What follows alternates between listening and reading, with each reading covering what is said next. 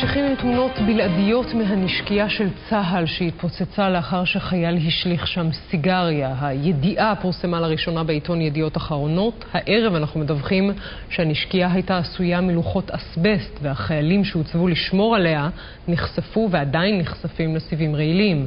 ניר דבורי עם הפרטים. בסיס חיל האוויר סמוך לנתב"ג לפני 10 ימים. עיתונאי זרק סיגריה בוערת לפח האשפה של הנשקייה, חומרים דליקים ומאות כלי נשק החלו לעלות באש, התחמושת החלה להתפוצץ.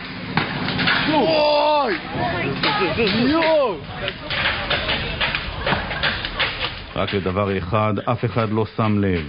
הנשקייה עשויה אסבסט, אחד החומרים המסוכנים לבריאות והידועים כגורמים לסרטן. זה מסוכן אש. העשן הסמיך הנפלט מכיל סיבי אסבסט רעילים, החיילים בבסיס נושמים אותם מבלי לדעת עד כמה זה מסוכן. אתה נושם את זה תמיד.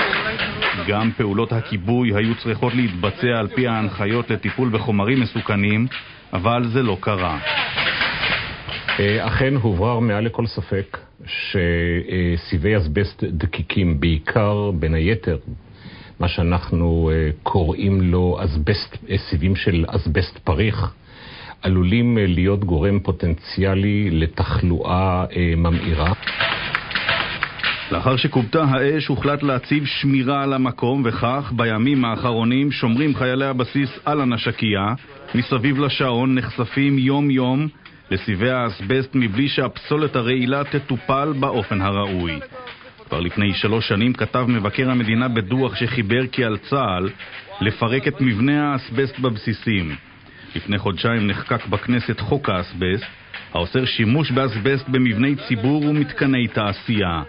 מדי שנה מאבחנים בישראל עשרות חולים בסרטן כתוצאה מחשיפה לאסבסט. צה"ל החל לטפל בבעיה, אבל עיניכם הרואות עדיין לא השלים את העבודות, ובכך חושף את החיילים לסיכון בריאותי חמור ומיותר.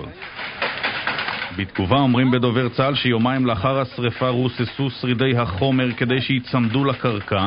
האזור גודר, השומרים נמצאים מחוץ לשטח המגודר, ופינוי האסבסט יסתיים בעוד מספר ימים.